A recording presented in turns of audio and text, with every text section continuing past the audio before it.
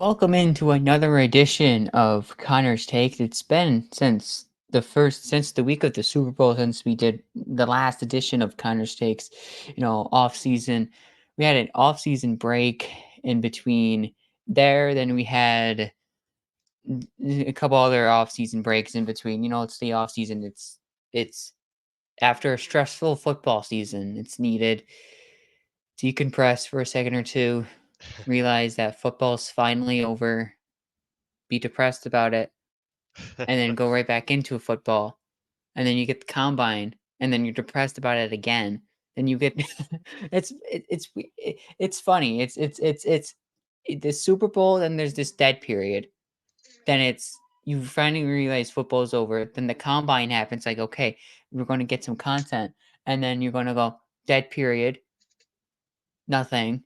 Football's gone. I need it back. And then the NFL says, here's free agency. But we're gonna go away for a month and a half. Oh, here's the draft. And now you finally realize after the draft, it's finally over, and then it's baseball season, and then you're fighting over should you watch baseball, tennis, or golf No, you should in watch the middle of the NASCAR. summer. Oh yeah, you can watch NASCAR. I mean, either one's fine. Either three is fine, except golf. Golf is boring. I'm not in that stage yet. Oh, you'll get there, Paul. You'll get there. I'm not in the golf stage yet. Give me 25 years, then maybe. Well, alrighty then.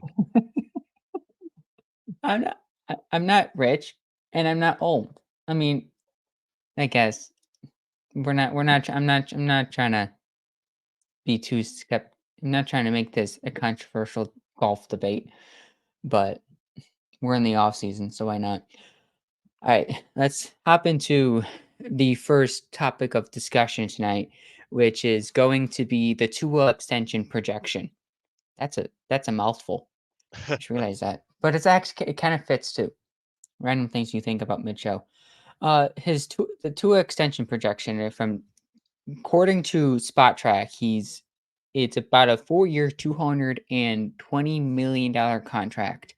105 it fully guaranteed at signing, 165 guaranteed throughout his contract. So I mean, it's part guarantee, fully guaranteed, and part, here's some money built into your contract where you earn throughout your deal. 220 divided by 4, it's 55 per $1 million per year. Simple math. I've blown your mind. That's a lot of money to do for 4 seasons. I mean, that is a lot of money. I'm gonna ask you this: Is Tua's value too high or just right? All right. So before I answer this question, hang on one second. I gotta put on another hat. I gotta be in a different perspective for this. So are you ready? Uh, Watch this. yeah.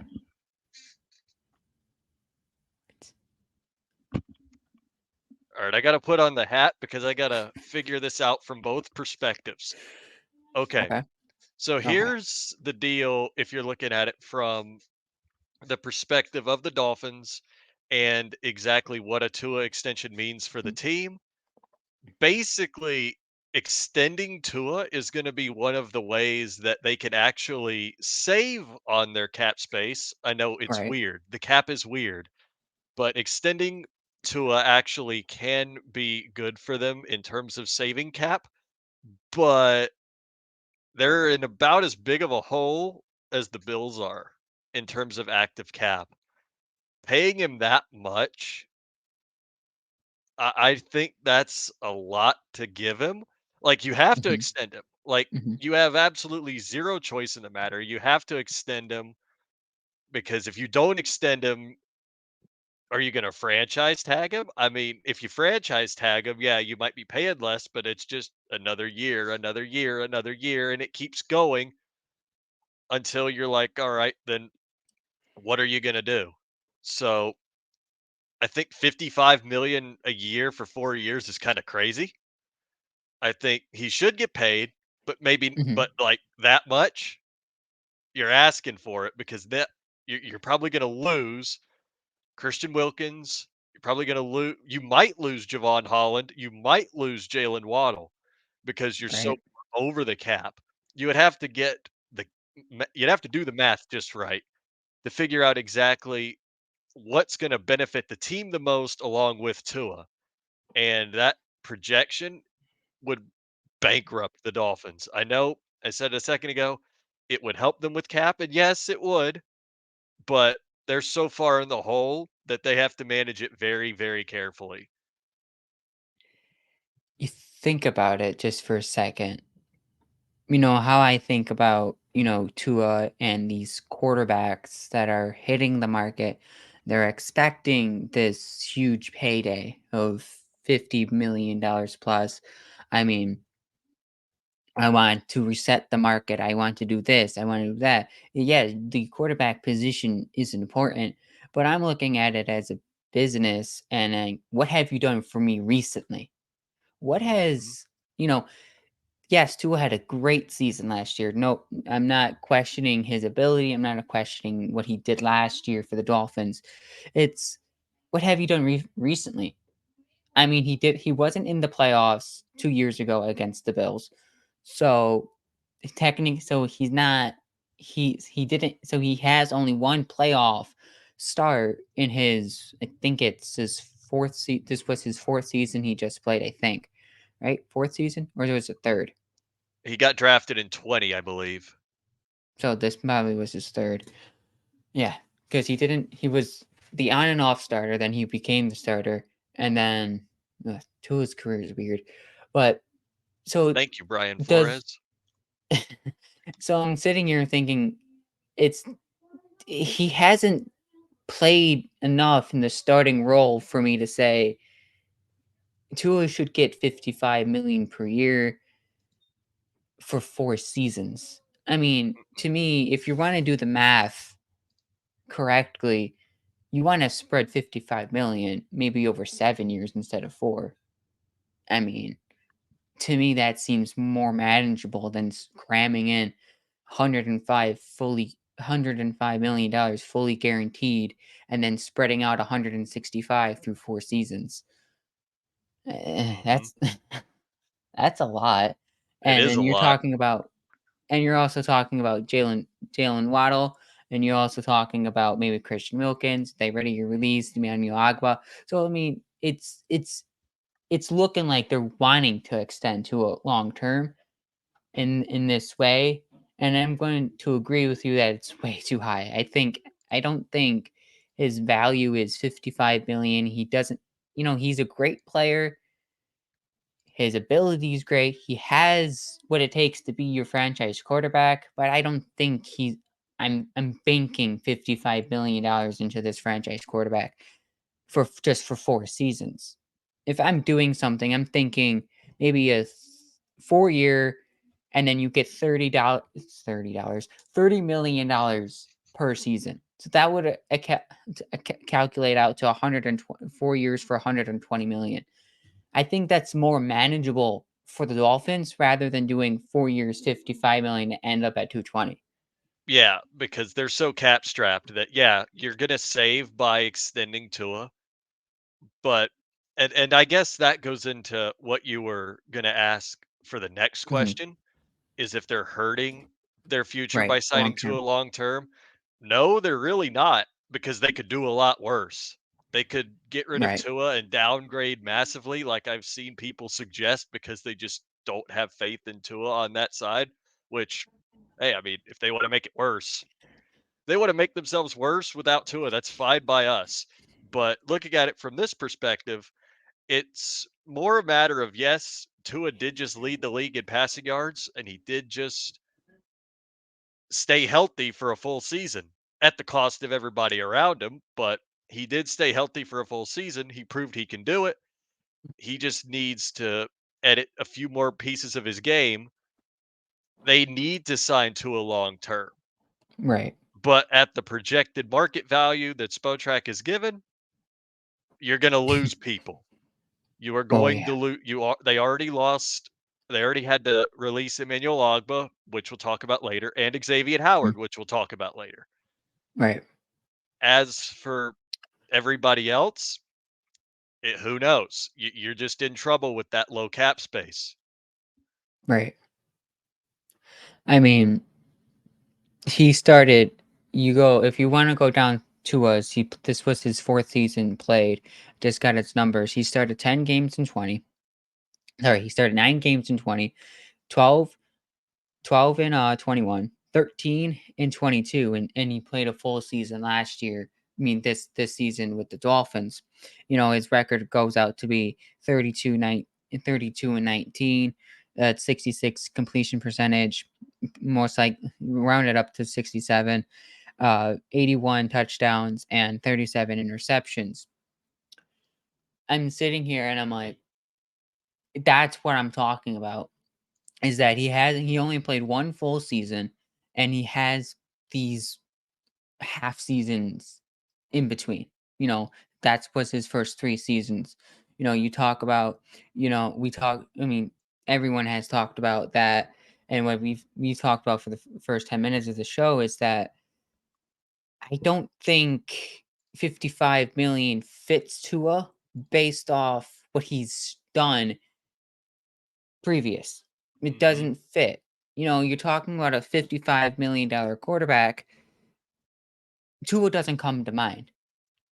I mean, what comes to mind is Patrick Mahomes. What comes to mind is Josh Allen. What comes to mind is Lamar Jackson. What comes to mind is maybe Joe Burrow. Other than those four, nobody else comes to mind except the person that's lingering around in Cleveland that decides to reset the market. His name shall not be named. Other than that, the top 4 quarterbacks you probably think of is Joe Burrow, Lamar Jackson, Patrick Mahomes, Josh Allen. If I tell you a $55,000,000 quarterback, it's not Tua. And I think signing him long term for 55,000,000 will hurt their future because they can't do anything else except pay for Tua and then sprinkle in some other smaller guys in between, and that can kind of go into what we're now going to talk about. Some of these released players here, you know, Emmanuel Agba was released by the Dolphins. Same with Shaq Barrett and VS Eddie Jackson. So, which player that has been released is going to be missed by the team that cut them? Oh boy. That's quite the question you have for me, Paul. All right. Back to Mhm. our perspective here. Hang on. Okay, just gotta switch the hat. Put the Bills' perspective That's on, or the all right. NFL's perspective. Yep, this is better. Okay. Anyway, so the craziest cut was Shaq Barrett in my mind. Okay, yeah, I yep. don't really I guess it was Mhm, for cap, but if you're gonna cut Shaq Barrett, I hope to mhm. God you can find a replacement for him.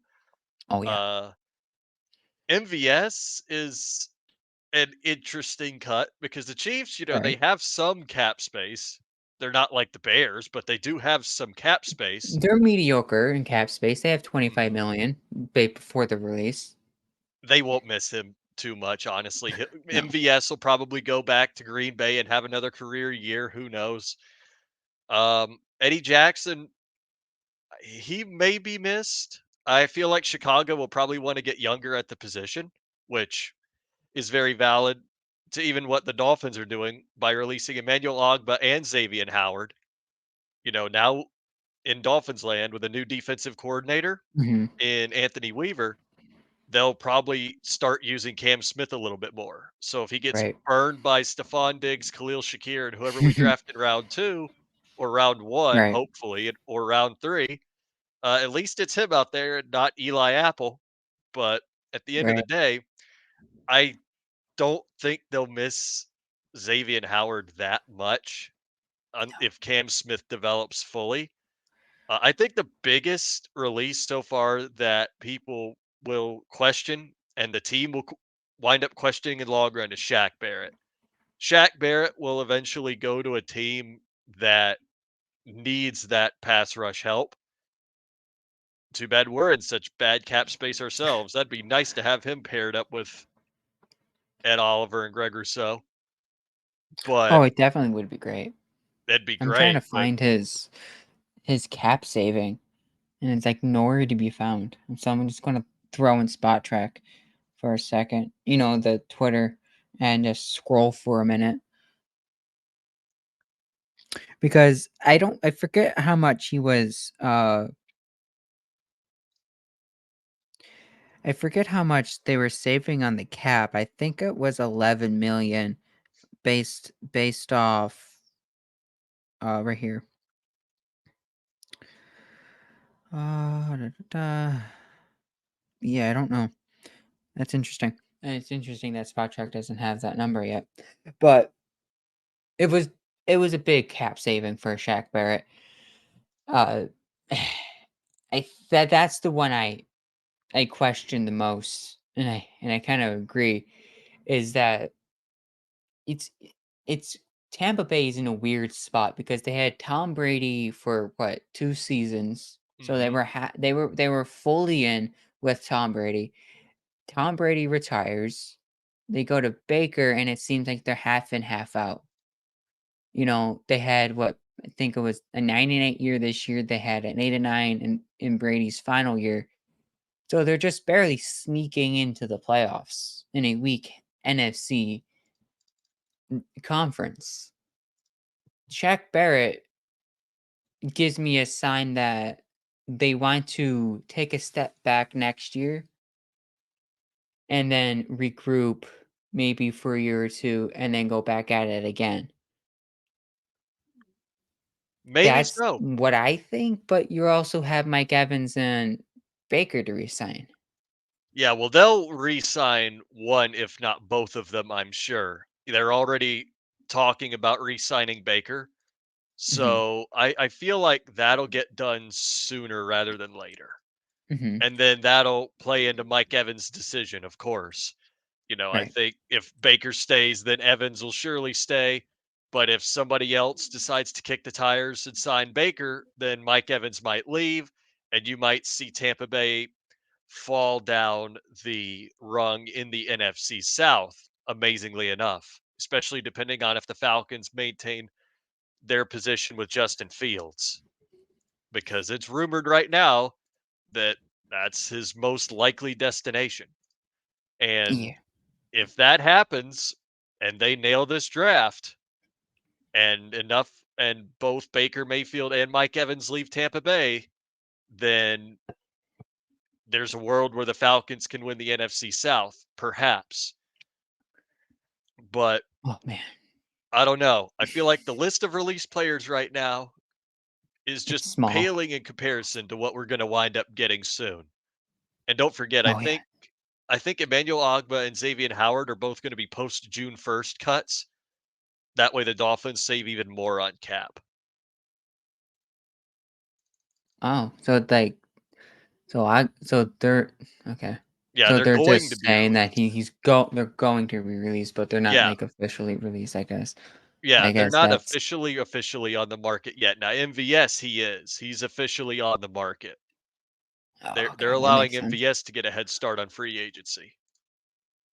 How I got that all confused for a minute was weird because I don't know, just like I mean, because I guess it's how these people word their tweets, like so Mhm. and so is going to be released, or just me just not reading it fully, uh, which happens most cases. But I think if you're going to look at the list of MVS, Shaq Barrett, Manu Agba, I mean, Shaq Barrett is the one that surprises people.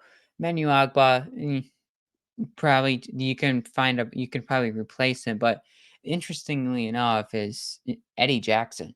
I don't know what he brought to the Bears, but I know he was a pretty decent safety, and the Bears passing defense was pretty good last year. I mean, not gonna lie.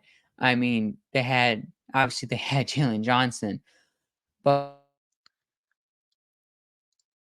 Jackson, who was, I believe, a primary guy that was in the backfield for the Bears last year. I think the Bears will miss Eddie Jackson in a maybe not fully, but slightly. I feel, you know, it's just I don't have much of an art. Well, one interception last year, as I sit here and look through it. But I mean, he hasn't had so many. He almost okay. He's been hurt, so I mean, I guess there's not really much of an argument. And there's an argument why you would release him, but I mean, I guess you go younger in the backfield. Then I mean, he is 30, so that would make sense Mhm, for for an early cut. So maybe the Bears are mhm. not actually going to miss him in much of a They sense. won't. He was really good in 2018, and he just kinda fell off ever since. Yeah, They wanna yeah, get right younger at the after yeah. position because this team is actually poised to make a pretty nice run if they wind up with Caleb Williams and a top-tier wide receiver in the draft. But, I mean, you don't forget, they went 7-10 last season. They were, and that was with That was with Justin that was with Fields and and Taysom Badgett.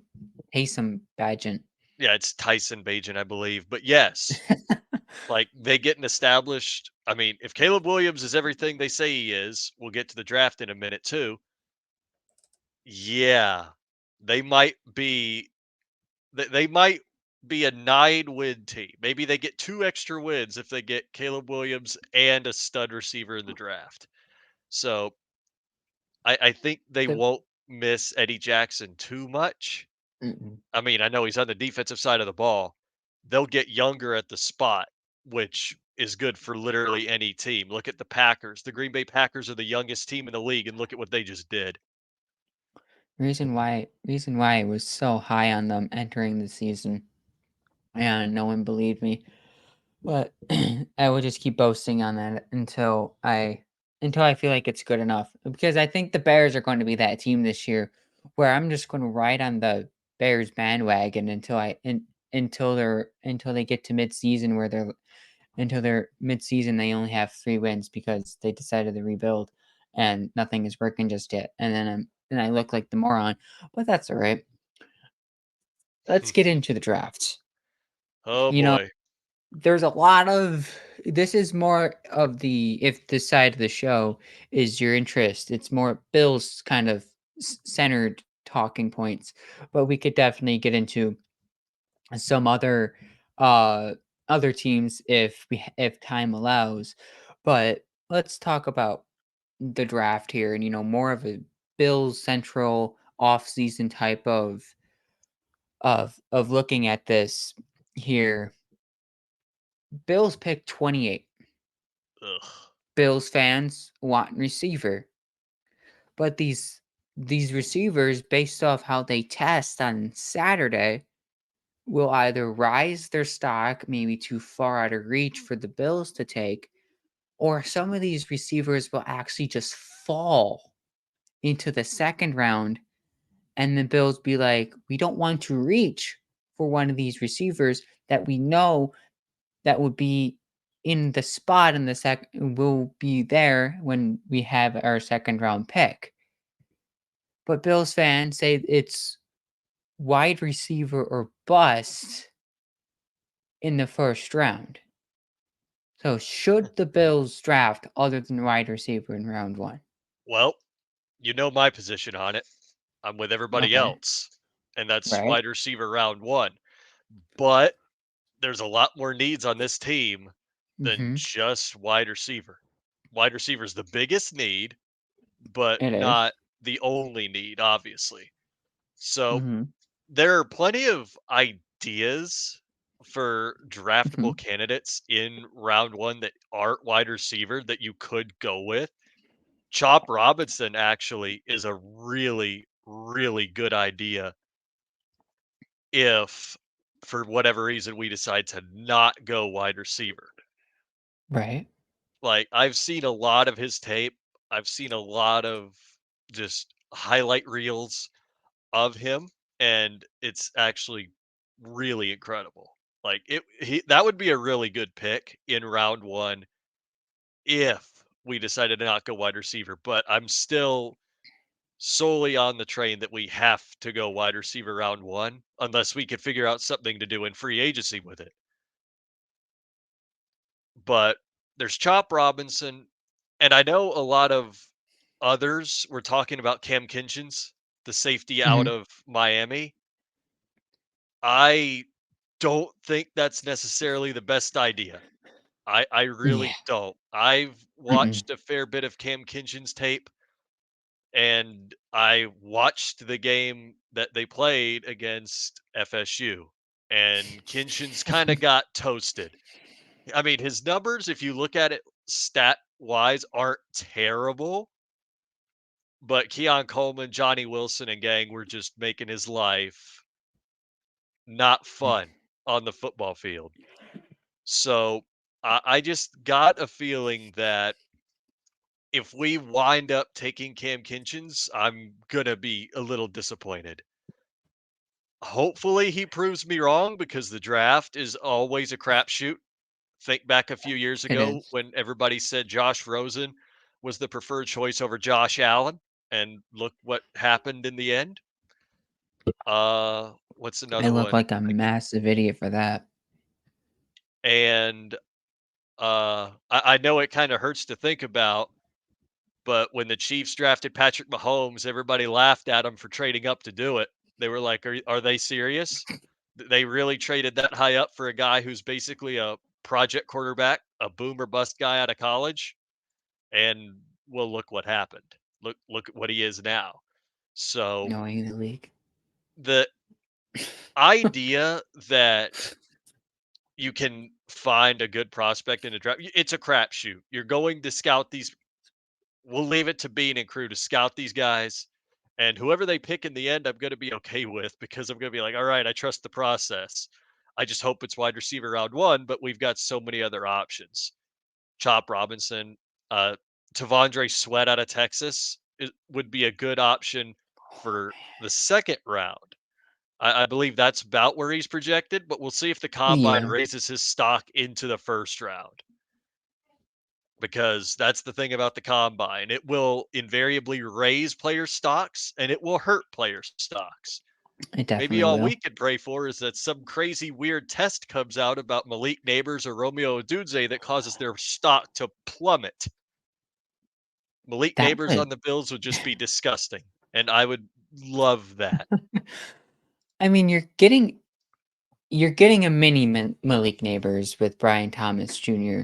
I mean, they're literally the same player. It's just one just had the better season, honestly. I mean, Neighbors was the preferred target of Jalen Daniels. If Jalen Daniels decided to target Brian Thomas Jr., I think Neighbors and Thomas Jr. would just completely flip flop, and then we're talking about Neighbors to Buffalo and Thomas Jr. to being a top 10 pick. Maybe. But I'm sold on receiver. I know the Bills need D-line help. I know the Bills need safety help. I know the Bills need some corner help and some running back depth. I know about that. No, it's receiver or bust. I can't. I kid you not. If the Bills decide to go other than receiver round one, it will be an early faceplant moment. It would just be an early 2024 faceplant moment where you're like, what are the Bills trying to do here with the quarterback of Josh Allen? Like, what is your plan for now and the future of Josh Allen? Because you have Stephon Diggs. Quite frankly, he is still one of the top wide receivers in the league, but he's getting older. He had a second half year flop. I mean, he started great and then he flopped out of nowhere, and then Josh Allen scrambling to find somebody to get open.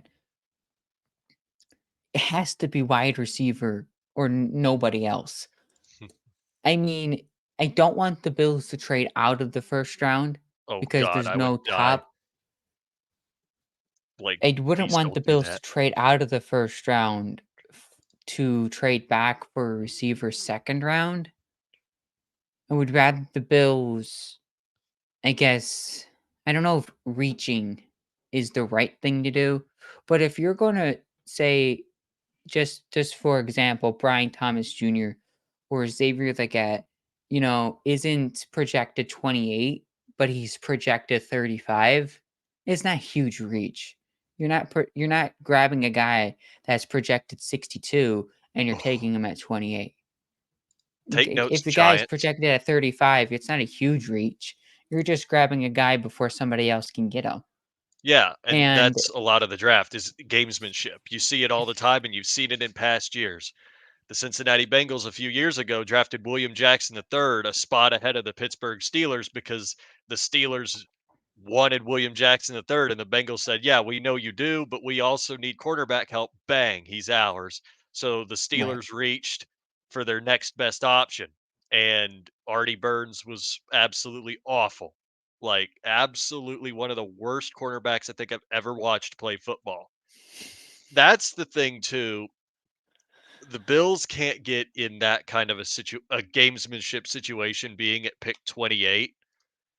If our guy is on the board, we gotta get him. Like, I know you said I'd rather not trade down, and I agree to that. If we're gonna trade up. You've got 10 picks. I could see scenarios where Bean is making all 10 picks. I think I've discussed this I in the think that's the past. smart way to go about it. Yeah, and that's kind of what I've been seeing is Bean makes all 10 picks, which is very valid because there's 10 really good picks that can be made. I know I've seen a few have a few 7 round mocks have had the Bills taking a quarterback in the 7th round. I saw Okay. one, I forget exactly who it was, but I said, if we're going to draft a quarterback in the 7th round, let's just draft Talia Tungavailoa out of Maryland. I've already gone on about this. Imagine beating the Dolphins so bad that Josh Allen gets benched. Talia Tungavailoa comes in and he outplays his brother.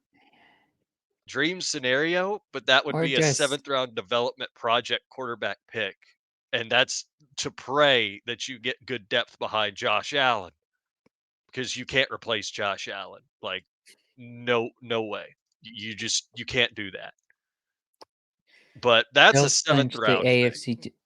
Bills clinch AFC East division. Bills will rest Josh Allen. Here comes Tally versus it's a Tagovailoa versus Tagovailoa showdown, and the game was already flexed a week prior to prime time. The Tungavailoa brothers going at it. Oh, that would actually be even better. Imagine the Bills already have the AFC East clinched and their spot is locked in. They don't have to worry about moving up or down. So they just rest Josh Allen, Stephon Diggs, Khalil Shakir. Well, maybe not that many. But the last game, say it's the Dolphins, and it's Talia starting against Tua. Say the Dolphins need the win to stay alive in the playoffs. Oh man, Oh, his cinema. brother eliminates him. I'm Yeah, insane. that would be cinema. The script writers need to hire me. I could write a much better story than the one we got last year. But anyway, that's a 7th round choice. We're mainly focused on what's going to help the Bills extend the window. And Right. that's definitely, if we're going to do anything bold, it should be going up to try to get Malik Neighbors or Romeo Odunze. But at the end of the day, the draft is a crapshoot, especially because right now, free agency hasn't even happened yet. Yeah, I know the Bills are cap strapped, but we can still make moves in free agency. It's not like we're going to. I hope we don't stand idly by. We'll have to do a lot of restructuring, unfortunate cuts, but I think, say we figure it out, we get some money to actually pay somebody. Mhm. There's a lot of interesting free agents out on the market. I've beaten the hammer consistently for Christian Wilkins. Unfortunately, we're not probably going to be able to pay him, but it would absolutely take care of the defensive line issue right away before the draft even begins. Mhm. Yeah, then someone like the Chiefs get Tavondre Sweat and we're all crying.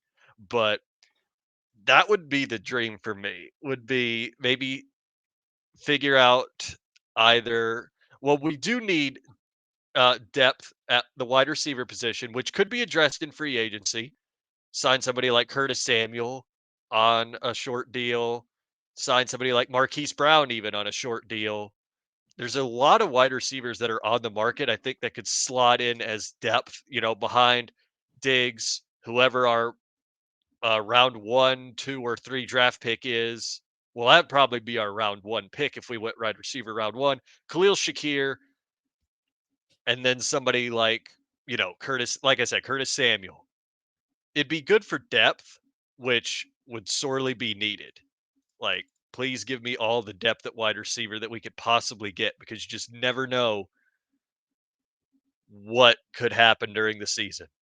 I mean, to be completely Who is your honest, dream free agent signing? my dream though, like Mhm. absolute dream, cap doesn't matter Your at dream. all. Mike Evans. Go for it. Mike Go for Evans. If that was if cap was not an issue, I would sign Mike Evans right away. Then you have Stephon Diggs and Mike Evans. Then you have Khalil Shakir, and then you don't have to worry about a wide receiver in round one anymore, and you can focus on defense. That would be the dream, but that's not really feasible considering that Mike Evans is going to want a payday if he leaves Tampa Bay. Yeah. So I I mean, hate he it makes too. sense in Buffalo. He He makes sense. he does, but so did DeAndre Hopkins, and we saw what happened there. Oh, man. That was that was an off season to remember. The D Hop Mhm. watch. I mean, when we first started this show back April of last year, almost to 1 year, it was the first episode after we did a 7 round mock special was D Hop watch. I mean, instantly that was the mind of Bills fans last year was D Hop to Buffalo. This year is after we saw what how the season transpired. The Bills just need to get straight up younger. They just need to start getting younger, and you can't Bean's old method of stacking vets can't happen anymore. You can stack your vets and hopefully it works out, but that only works out for maybe 3 to 5 seasons, and then you realize nothing you didn't do anything good.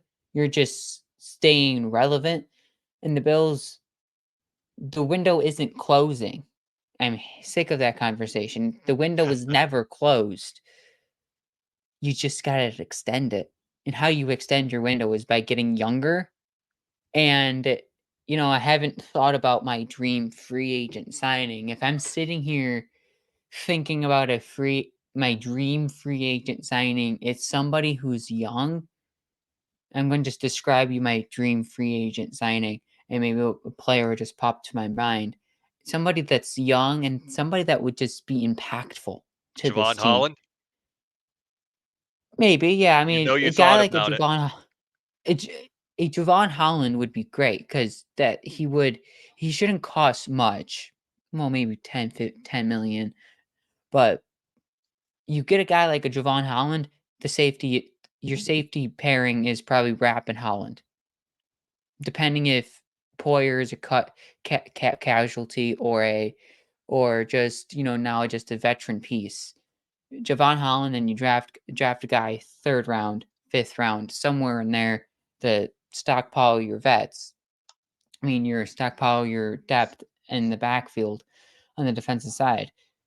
That's my dream. Is that somebody that's young and someone that will be impactful, Mhm, offensive side or defensive side of the ball. Because mhm, whatever you do in the draft in the free agency, well, you will do opposite in the draft. If you want to focus mhm. on defense and free agency, fine. I would be fine with that. And then I want to see in the draft, you have to go offense then. 6 out of your 10 picks have to be on the offensive side of the ball. 2 receivers, maybe 3, filter in a depth running back, some offensive linemen, somewhere there, make it an offensive draft and still stockpile on your defensive side. Mhm. Let's get into a spicy conversation on the Bills. Oh, here we You know, go. we're gonna spend maybe the last we tweeted about this yesterday, or the secret unknown person who tweeted out Bill's Stephon Diggs is a Bill. End of story. End of discussion. It's seriously end of discussion. But you're going to have to think about it, talk about it, because it's what's going to be talked about from now to the end of next year. I mean, you can look at this question as a now or a next year question. Would you entertain a Stephon Diggs or a Von Miller trade? Would you entertain either, none, one, or both? None. And I know I've gone on and I've said that I would rather something not uh, be clear with Von Miller, but Mhm. at the end of the day, if you're looking at it from a cap perspective, you literally cannot cut Von Miller. Like his dead cap is so high that even if you trade him this season after June 1st, you're still going to be taking a serious dead cap hit.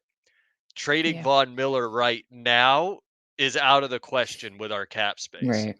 As much as we might not like it, well, some might not like it, but he's going to stay another year, and so is Stephon Diggs.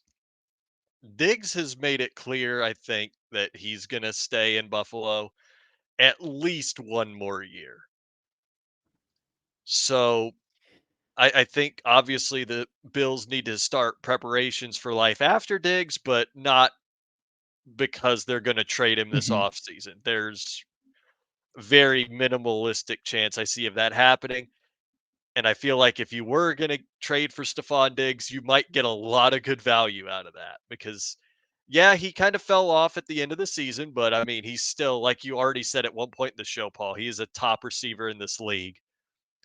So I definitely think that you got to get value if you were to trade Diggs, but you're not going to trade Diggs. Not while you still got probably the best shot that you have to win the Super Bowl with Josh Allen. So at the end of the day, I wouldn't entertain either trade. Diggs because there's not much that we could probably. I mean, we might be able to get a good haul out of some desperate team if they really wanted Diggs, but at the end of the day, it's just not happening. You're not going to get good value out of most teams, and Von Miller's cap is just going to be too hard to overcome by trading him Yeah. at any point. So Von Miller is here at least another season. Going to next season, we'll have this discussion again. That's when the discussions of Stephon Diggs should be talked about. Like February 28th, 2025. Let's have that discussion literally 1 year from today about trading Diggs because that's when his out is. If he says he wants to go, okay, fine.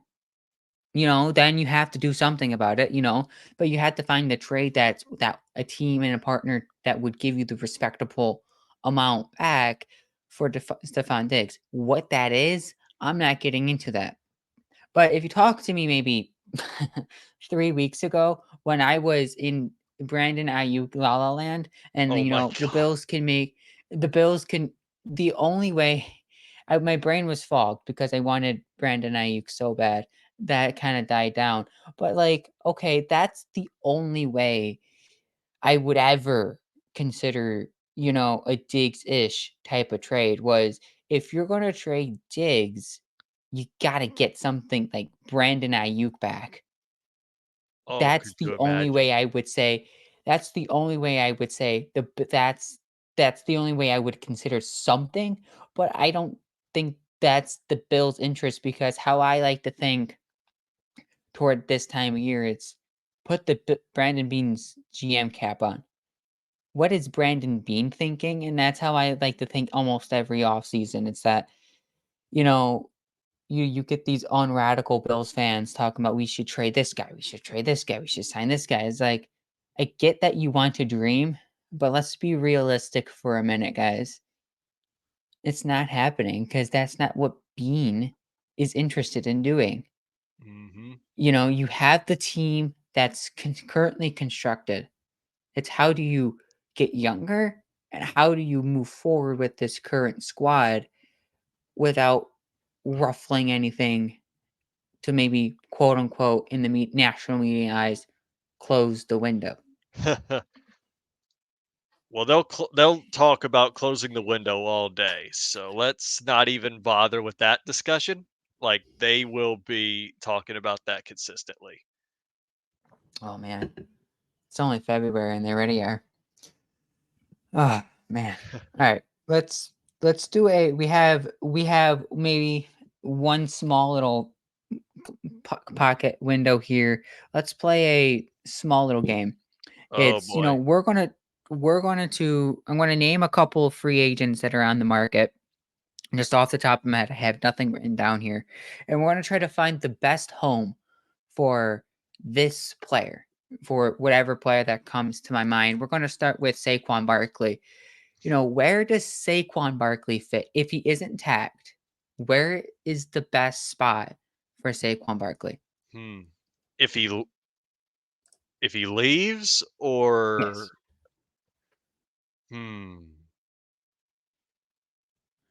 that's a good question. I'm actually not very sure. There's a lot of I don't know, I feel like he's gonna stay in New York with the Giants. You feel like he's staying? I feel like I mean, that he is their team, let's be completely That is honest. true. He is that team. They have to figure a way to keep in my mind. I don't know if they will or won't, but Hmm. they gotta try. So, I don't know. There's a lot of teams yeah, like I said, I can't I really wasn't think of trying to too stump you in the first one, but I guess they did. Yeah, you kinda did, Paul, because there's a lot of I still think he's gonna stay in New York. Okay. That's just my opinion. I think he'll stay with the Giants. They'll figure something out.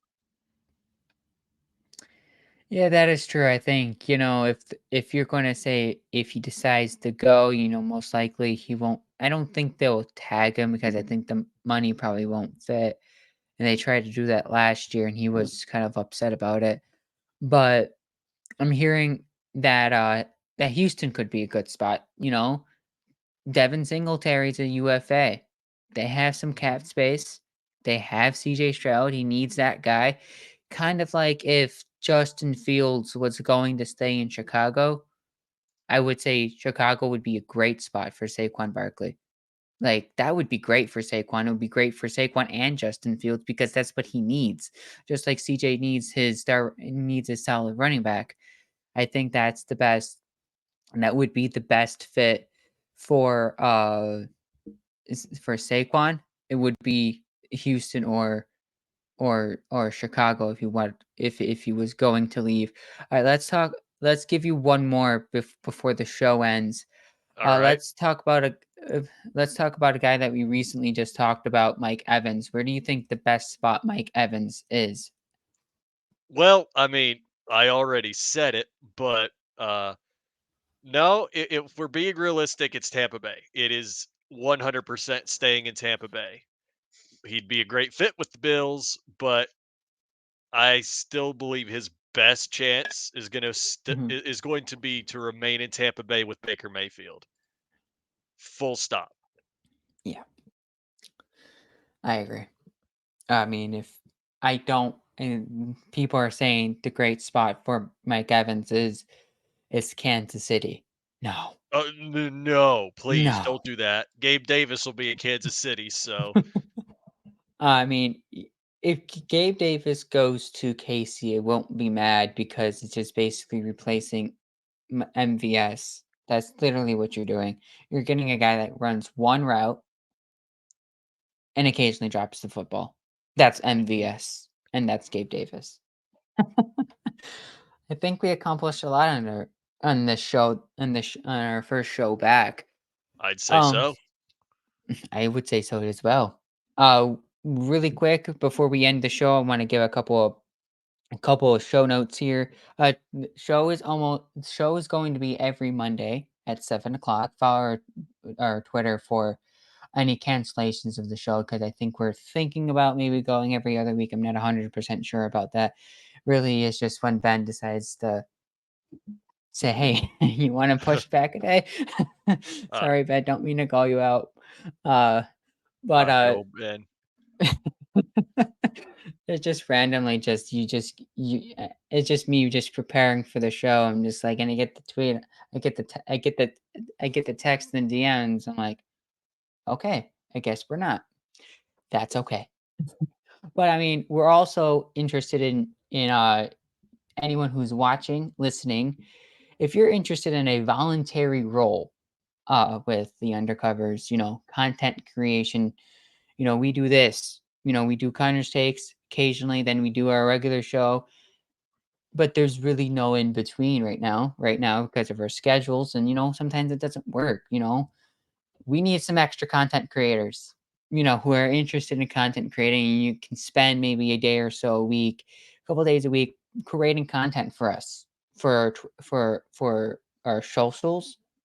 That was a weird way to say it. Or for our social media like TikTok, Instagram, just to get those platforms rolling. If you're interested in just flipping the camera on just for 30 seconds and talk about Mike Evans should be a Buffalo Bill, go for it. That's what we're interested in, is just you creating content for us and for our network so we can grow.